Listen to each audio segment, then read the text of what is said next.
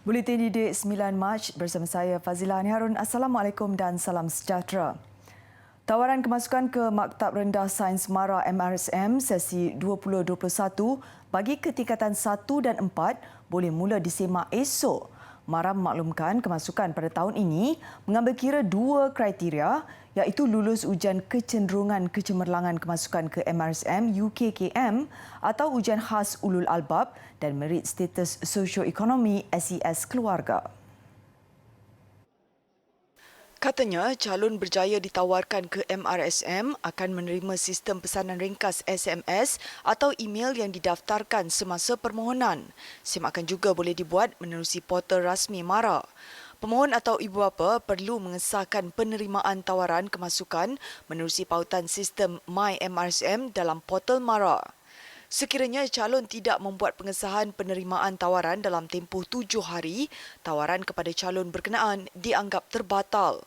Katanya, permohonan rayuan ke MRSM dibuka pada 7 April sehingga 30 Mei depan secara atas talian dan pemohon tidak perlu menghantar permohonan fizikal kerana proses dilaksanakan sepenuhnya secara atas talian.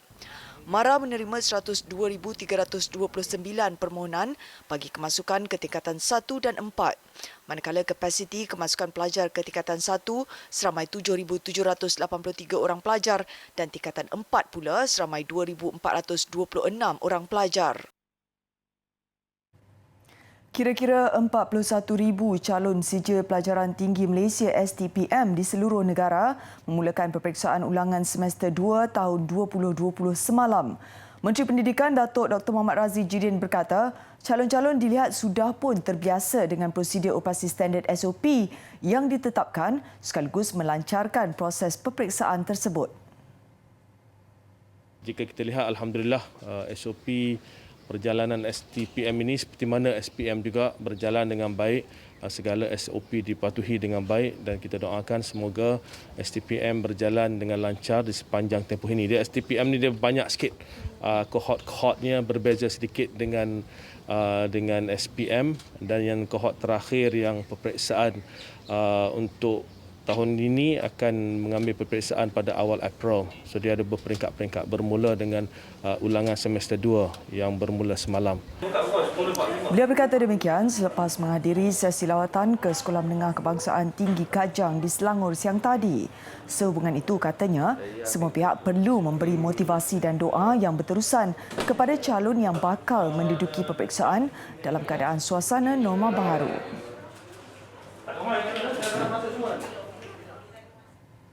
Bermula esok, aktiviti rentas negeri untuk pelancongan domestik bagi negeri atau wilayah di bawah Perintah Kawalan Pergerakan Pemulihan PKPP dibenarkan namun dengan syarat yang ketat.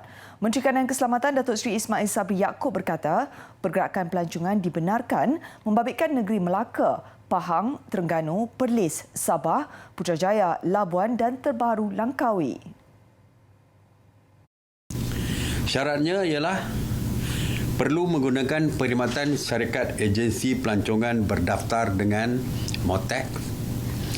Pergerakan hanya menggunakan kenderaan pelancongan yang berdaftar dengan MOTEC. Pergerakan secara persendirian tidak dibenarkan. Syarikat agensi pelancongan perlu mendapat kebenaran daripada PDRM untuk pergerakan rentas negeri. Perjalanan mestilah terus ke PKPP. Beliau berkata, kenderaan pelancongan juga dilarang berhenti di kawasan selain PKPP jika terdapat keadaan terpaksa merentas di negeri berkenaan untuk ke negeri PKPP yang lain. Jelas beliau, kemudahan penginapan juga sudah ditetapkan oleh agensi pelancongan dan perlu dilaporkan kepada polis ketika permohonan rentas negeri dilakukan. Bagi kenderaan persendirian masih tidak dibenarkan buat masa ini atas nasihat Polis Diraja Malaysia PDRM kerana pergerakan kenderaan sukar dikawal. Datuk Seri Ismail Sabri mengumumkan perkara itu pada sidang medianya siang tadi selepas mengkaji cadangan Kementerian Pelancongan Seni dan Budaya berhubung pelaksanaan gelembung pelancongan bersasar domestik yang terkawal. 12,000 guru di bawah seliaan Jabatan Kemajuan masyarakat kemas akan mendahului senarai penerima suntikan vaksin COVID-19 di bawah Kementerian Pembangunan Luar Bandar. Menterinya, Datuk Dr. Abdul Latif Ahmad berkata, ia bagi memastikan risiko jangkitan yang minimum kepada murid di Taman Bimbingan Kanak-kanak Tabika dan Taman Asuhan Kanak-kanak Taska Kemas. Saya bagi dululah kalau boleh guru kemas dulu ke di kementerian saya. Menteri LAS pun tak apa.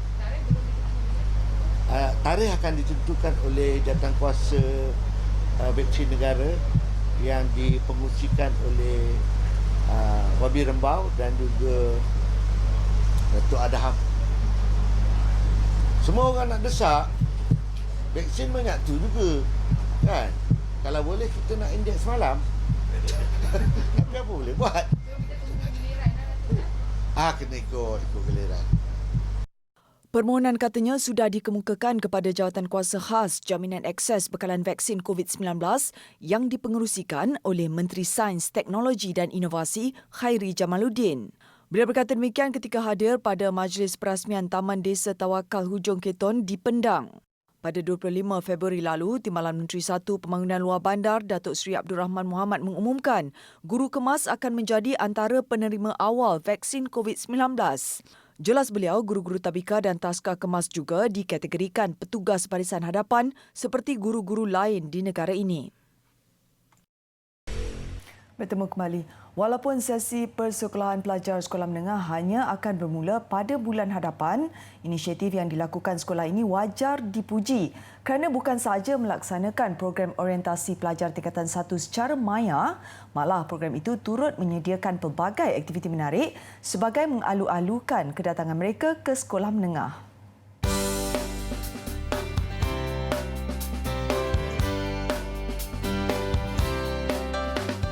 Menurut penolong kanan pentadbiran Sekolah Menengah Agama Arab An-Nur Pontian Johor, Nur Kamaria Abdul Samad, inisiatif diambil bagi memupuk semangat pelajar sebelum memasuki sekolah bulan hadapan.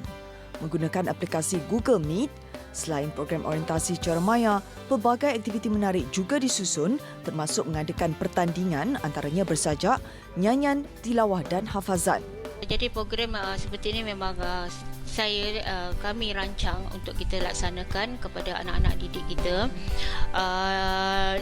Bila kita melibatkan anak-anak yang tinggal di asrama, kita tak nak hati anak-anak ini makin jauh daripada asrama, supaya dia terikat dengan rasa suka balik semula ke hatinya sentiasa di asrama. Jadi kita sentiasa bersama dengan anak-anak. Itulah supaya dia rasa dia rindukan gurunya, rindukan sekolahnya, rindukan situasi sekolah. Kaulah bidadari dalam syurga, bersama di bagaikan bahagian. Padamu, wahai seorang putri, indahnya wajah memandi seri. Mendapat sambutan yang sangat menggalakkan daripada para pelajar dan ibu bapa, jelas Cikgu Kamariah, program orientasi ini juga penting dalam membantu pelajar mendapat markah bagi subjek co-curriculum mereka. Kemudian yang penting kesedaran di kalangan mereka sendiri untuk mendapat markah co-curriculum mereka. Mereka ingin kumpul markah kokok sebab murid-murid ni dia akan kumpul markah kokok ni daripada tingkatan 1 dan dibawalah hingga ke tingkatan 5 SPM. Bila kita tengok anak-anak kita pun sekarang ni dia memang mahirlah. Dia dah tahu ini memang dunia mereka. Tahu, pandai buat video. Jadi dia boleh bertanding di situ. Pelajar sekolah menengah di Johor, Kedah, Kelantan dan Terengganu akan memulakan sesi persekolahan pada 4 April ini, manakala sekolah di negeri lain akan memulakan sesi persekolahan pada 5 April depan. Bagi meringankan beban ibu bapa, menyediakan kelengkapan sekolah anak-anak di awal pembukaan sekolah ketika ini, program sentuhan ilmu dilaksanakan bersama Yayasan Petronas sebagai program bantuan untuk membantu ibu bapa khususnya daripada golongan berpendapatan rendah B40.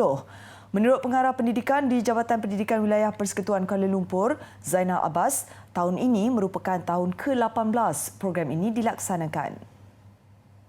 Program ini sebenarnya akan melibatkan seluruh negara. Mereka akan menjelajah ke seluruh negara dan bermula dengan kami di wilayah Persekutuan Kuala Lumpur ini menyampaikan sumbangan yang akan melibatkan 300 orang pelajar kesemuanya. Dan sumbangan back to school ini, sentuhan ilmu back to school ini akan melibatkan backpack, pakaian seragam sekolah, kasut sekolah, juga alat tulis dan juga buku nota yang turut diberikan kepada para pelajar. Jadi sekurang-kurangnya ini dapat juga meringankan beban keluarga-keluarga di luar sana. Beliau berkata demikian selepas majlis penyerahan kit program sentuhan ilmu Back to School oleh Yayasan Petronas semalam. Tambah beliau, impak pandemik COVID-19 juga antara sebab utama mendorong Jabatan Pendidikan Wilayah Persekutuan Kuala Lumpur bersama Yayasan Petronas untuk terus mengutamakan golongan B40. Secara keseluruhan, Yayasan Petronas membelanjakan hampir 6 juta ringgit untuk program tersebut. Zainal turut berharap usaha ini dapat diteruskan pada masa akan datang selain membantu pihak kementerian merancangkan lagi agenda pendidikan negara. 8 pelatih dan tenaga pengajar Akademi Binaan Malaysia Wilayah Utara menjayakan program tanggungjawab Social Corporate CSR membantu membina rumah untuk warga emas yang memerlukan. Lebih menarik, mereka menggunakan kaedah pasang siap IBS modular frame yang mampu menyiapkan rumah berkenaan dalam tempoh 10 hari. Menerusi sumbangan Badan Bukan Kerajaan NGO, Tenaga Kerja dan Pelajar ABM Wilayah Utara, perbelanjaan pembinaan rumah berkenaan yang berharga RM25,000 dapat dijimatkan. Dengan keluasan 320 kaki persegi, rumah itu dilengkapi kemudahan satu bilik, ruang tamu, dapur dan tandas khusus untuk penerimanya Nayan Arif, 74 tahun dan isteri Ramlah Hassan, 83 tahun yang lumpuh sejak 4 tahun lalu. Warga emas, di mana kita membantu mereka disebabkan rumah asal mereka telah mengalami kerosakan. Maka daripada kami membina sebuah rumah baru ataupun membaiki rumah baru, maka kami mengambil keputusan untuk membina sebuah rumah untuk 2 orang, iaitu suami dan isteri dengan warga emas untuk mereka mendiami dalam masa terdekat. Konsep yang kami gunakan ni adalah konsep IBS steel framing. IBS steel framing di mana kita membina kerangka besi di bengkel selama 7 hari. Kita siapkan bentuk semua, kemudian kita cat, kita potong, kita buka balik, kemudian kita hantar di site project. Kemudian kami buat pemasangan di site project untuk siapkan seketui ini. Jadi steel framing ini lebih kurang dalam 5 jam. ABM merupakan institusi latihan dan penilaian CIDB Malaysia yang berperanan menjalankan latihan dan penilaian dalam bidang kemahiran teknikal dan vocational TVET yang berkaitan dalam industri pembinaan dan telah melahirkan ramai tenaga kerja mahir tempatan. Jabatan Perikanan Malaysia akan melabuhkan lebih banyak tukun tiruan di pesisir pantai di seluruh negara bagi membantu meningkatkan sumber pendapatan nelayan. Jarak tukun-tukun tiruan itu dengan pantai pula adalah kira-kira 5 batu nautika dengan kedalaman laut lebih 10 meter. Selain dijadikan tempat pembiakan pelbagai jenis ikan, tukun tiruan konkrit turut berfungsi sebagai penghalang atau penyekat aktiviti nelayan pukat tunda yang sebelum ini banyak dilaporkan di perairan negeri. Tapi selagi ianya tidak membahayakan ekologi, memang kita alu-alukan lah. Dan memang kita ada buat. Di Melaka kita ada buat. Yang untuk tujuan nelayan-nelayan pantai. So, akan datang macam mana? Sebenarnya seperti yang kita lihat tadi, turis tadi. Sebenarnya pada ketika ini Jabatan Perikanan mempunyai alat yang canggih untuk mengesan setakat manakah kejayaan yang telah dibuat ataupun telah dihasilkan daripada tukun tiruan yang telah diletakkan. Dan pemantauan ini dibuat dari masa ke semasa untuk meninjau setakat manakah pertumbuhan koral pertamanya, yang keduanya pembiakan ikan. Jabatan Perikanan Malaysia telah membangunkan 2 jenis tukun tiruan, iaitu tukun tiruan konservasi yang bertujuan untuk pemeliharaan dan tukun tiruan rekreasi bagi tujuan tangkapan secara pancingan terkawal. Datuk Seri Ahmad Hamzah berkata demikian selepas merasmikan program pemantauan tukun tiruan Reef to Reef di Pulau Kapas, Marang, Terengganu baru-baru ini. Kementerian turut bekerjasama dengan Petronas untuk pembangunan tukun tiruan menggunakan pelantar minyak yang telah dinyah aktif. Jutaan kanak-kanak di United Kingdom kini dibenarkan meneruskan pengajian selepas institusi pendidikan itu pertama kali dibenarkan beroperasi dalam tempoh 2 bulan akibat penularan COVID-19. Kerajaan pimpinan Perdana Menteri Boris Johnson juga menjangkakan kesemua premis berkenaan akan sepenuhnya dibuka menjelang akhir Jun ini. Pembukaan sekolah itu bermula sejak semalam ketika London giat memperluaskan pemberian vaksin kepada rakyatnya. Bagi pelajar, ia memberi sinar baru kepada mereka, memandangkan sukar bagi kelompok itu mengadaptasikan pembelajaran norma baharu. Incredibly happy and excited. Yes, why? Because we get to go back to school, meet all our friends and teachers, and learning's more interactive. And it's just fun being in class and online learning. Turut berkongsi keterujaan, sudah tentulah barisan guru yang selama ini berhempas pulas mengajar secara maya. I'm so excited to be back at school today. It really made it real when we saw the kids' faces this morning, and you could just sense the excitement. They've actually been astounding during online teaching. They've really put so much effort into it and enthusiasm, but it's not the same as being at school in person. So it's great to be back. Untuk rekod, United Kingdom mengarahkan penutupan sekolah ekoran perintah berkurung ketiga sejak 5 Januari lalu. Selain itu, pusat jagaan di seluruh negara turut dibenarkan beroperasi dengan kebenaran 2 individu berada di luar perkarangan rumah pada satu-satu masa. Di Amerika Syarikat pula, semua sekolah menengah awam New York akan mula beroperasi 22 Mac ini selepas ditutup sejak November tahun lalu ekoran penularan wabak COVID-19 yang melibatkan 488 premis dengan lebih 55,000 pelajar. Pelajar yang dibenarkan ke sekolah membabitkan antara grade 9 hingga 12, manakala grade berlainan dengan 282,000 pelajar akan menggunakan kaedah pembelajaran atas talian seperti biasa. Perkara itu disahkan Datuk Bandarnya, Bill de Blasio. Katanya aktiviti sukan turut dibenarkan mulai bulan hadapan dengan pertandingan kompetitif pada Mei sehingga cuti musim panas. Semua peserta diwajibkan mengenakan pelitup muka dengan kehadiran sifar penonton. Kebenaran aktiviti berkenaan bersandarkan kepada keperluan serta kepentingan menjaga kesihatan mental dan fizikal pelajar. Sejumlah 55 penyanyi, penari dan pemuzik yang akan memeriahkan pentas akhir anugerah juara lagu 35 diwajibkan membuat ujian calitan COVID-19 sebagai langkah membendung penularan virus itu. Prosedur operasi standard SOP yang ditetapkan Majlis Bandaraya Shah Alam MBSA itu dipatuhi sebahagian daripada garis panduan yang ditetapkan menjelang acara kemuncak Majlis Anugerah berprestij yang akan disiarkan secara langsung tanpa penonton Ahad ini.